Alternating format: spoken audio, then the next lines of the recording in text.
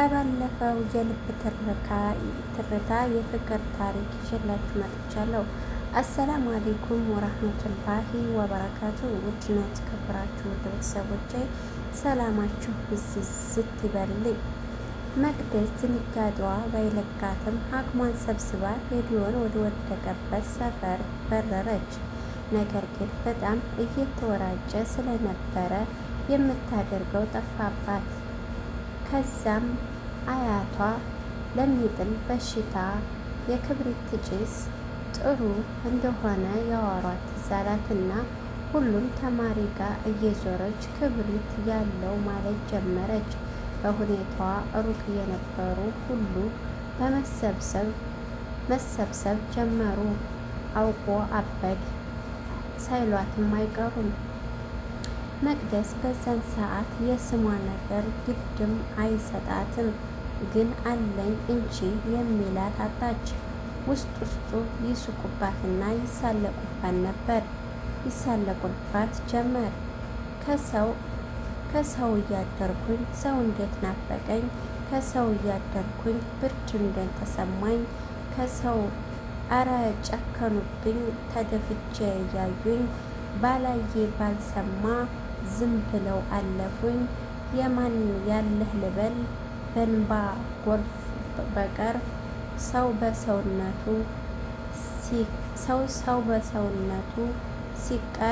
ሲቀር ሳይከበር። መቅደስ አለቀሰች።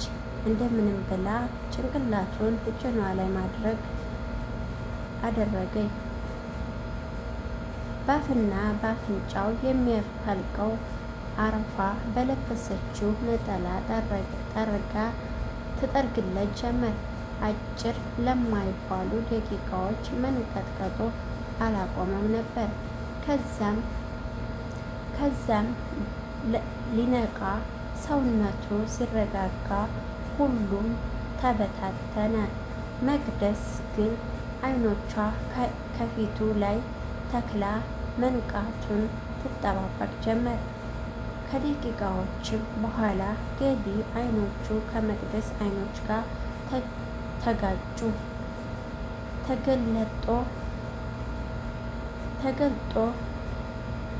ተገለጡ። የመቅደስ አይኖች ማልቀሱን ያሳብቃሉ፣ ከንፈሮቿም ይንቀጠቀጣሉ፣ ጉንጮቿም በእንባ እርሰው ላይን ያሳሳሉ። ገዲ ትኩር ብሎ አያትና እሷም ከድንጋጧ የተነሳ ሰውነቷ መቆጣጠር ከበዳት። ገዲ ቀስ ብሎ ከክሮኖቿ ላይ ተነሳ። አስተያየቱ ግን መልካም እንዳደረገችበት ሳይሆን ልክ እንደ ጥላቱ ነበር። ከዛም ጥሏት ሄደ። ትንሽ ከተጓዘ በኋላ ቆም ብሎ አሰበና ተመለሰ። መቅድም ከመሬት ተነሳች። እሱም መሬት እያየ አመሰግናለሁ አላትና ተመልሶ ሄደ። መቅደስ ግን ደስ አላት። ጸሎቷ ሰመረ። መቅደስ የግቢው መነጋገሪያ ዜና ሆነች። ግማሹ ጎበዝ ተማሪ ስለሆነ አዝናለት ነው፣ እሷም እንደዛው ጎበዝ ስለሆነች ነው ይላሉ። ግማሹ እንደዛ አይመስለኝም፣ ፍቅር ቢጤ ነው ሀሀሀ። ገዲ አሁን ምኑ ይፈቀራል? አረ ከበሽታው በቀር ገዲ ምን ይጎለዋል? ምን አለውና በቃ ግቢው በአንድ እግሩ ቆመ። መቅደስ ከሱ እንደተለየች ወደ ዶርም ነበር የሄደችው። ጓደኞቿ ቀድመዋ ገብተዋል። ልክ ስትገባ መቅዲ ግን ምን ታምር ነው፣ ምን ጉድ ነው እያሉ ይሳለቁባት ጀመር። ከጓደኞቿ አንዷ የሆነችው ብርሃን ቀጠለች። እኔን ግን የገረመኝ የመቅዲ እንደዚህ ሳይሆን የእሱ አለመማታት ነው።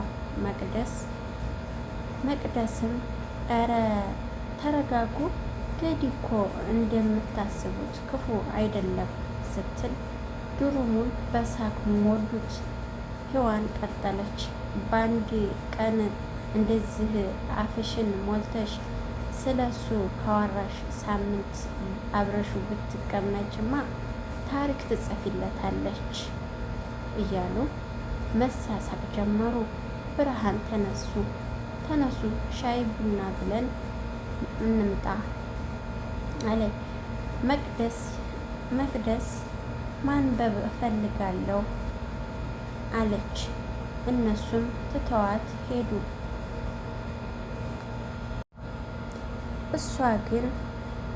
እሷ ግን ማንበብ ሳይሆን በደስታ ብዛት የምትጨብጠው የምትይዘው ጠፋባት።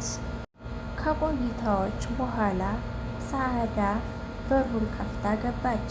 መቅደስን ሰላም ካለቻትም በኋላ ፊቷ ላይ የሚነበበውን ደስታ አይታ ሂጃቧን እያዋለቀች ምን አዲስ ነገር ተገኝቶ ነው ይህ ሁሉ ደስታ አለቻት።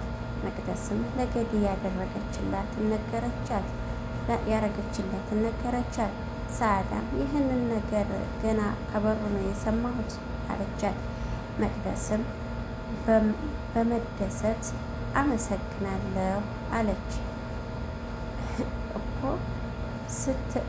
አመሰግናለሁ አለኝ እኮ ስትላት ሰዓዳ በሳቅ ወደቀች። እንዲህ ሲያዩሽ እኮ አመሰግናለሁ ሳይሆን አግቢኝ ያለሽ ነው የምትመስለው ብላት መጽሐፏን ይዛ ወጣች። ገዲም ከምኝታው ላይ ተጋድሞ መጽሐፍን እያነበበ ነው። የዱርሙ ተማሪዎች ስለነሱ መንሾካሾክ ጀመሩ። ስለ መቅደስ ገዲ ቀስ ብሎ ዝም ማለት አትችሉም አላቸው። ትንፋሻቸው ሳያሰሙ ዝም ብለው ከዱርሙ ወጡ። እውነት ለመናገር የዛሬው ገጠመኝ ለገዲም ግራሞት መጽሐፉን እያየው እንጂ እያነበበው አልነበረ። ከዛን ጊዜ ጀምሮ ገዲ ወደቀ ሲባል መቅደስ መገኘት የተለመደ ሆነ። ቢሆንም ዛሬም ድረስ ገዲ ካመሰግናለሁ ውጭ ሌላ ቃል አናግሯት አያውቅም። እንዲሁም ገና ሲያያት ደሙ ይፈላል። የመቅደስ እሱን ማናገር ፍላጎት የእሱ መሸሽ ተደምሮ ስቃዩን አበዛው። ከዕለታት አንድ ቀን ብቻዋን ቁጭ ብላ ካፌ ውስጥ እያለ ዮናስ የሚባል ልጅ መጥቶ አጠገቧ ቁጭ አለ። ይቅርታ የኔ ወንድም ወንበሩ ሰው አለው አለችው። ታዲያ ምን ችግር አለው? ሲመጣ እነሳለሁ አላት። እሺ አለችውና ስልኳን አውጥታ መነካካት ጀመረች። ከዛም መቅዲ አላት። ድንግጥ ብላ የት ታውቀኛለህ አለችው። ዮናስም ሳቅ ብሎ እዚህ ግቢ አንቺን የማያውቃለ እንዴ አላት። እና እኔን ካላወቅሽኝ ዮናስ እባላለሁ፣ ግን ደስ እንዲለኝ ዮኒ ብለሽ ዮኒ በይኝ አላት። መቅደስ ፈገግ ብላ በዝና የማውቅህ መሰለኝ በሚል መለሰችለት። ውድ ቤተሰቦቼ በጣም አመሰግናለሁ ስለምታበረታቱኝ፣ በጣም አመሰግናለሁ። አሁንም እንደዚሁ ሰብስክራይብ፣ ላይክ፣ ሼር ደስ ካላችሁ ደስ ያላችሁን ኮሜንት ደግሞ በኮሜንት እየጻፋችሁ አበረታቱኝ። እኔም እቀጥላለሁ። እናንተም ደግሞ ማበረታታችሁን እንዳትስተውሉት ማለት ነው። አብራችሁ ስለቆያችሁ በጣም አመሰግናለሁ። እና ማስተካከል ያለብኝ ነገር ካለ ደግሞ እንዳስተካከል አስተያየት በኮሜንት እጠብቃለሁ። ሰላማችሁ ብዝት ይበልልኝ በያላችሁበት።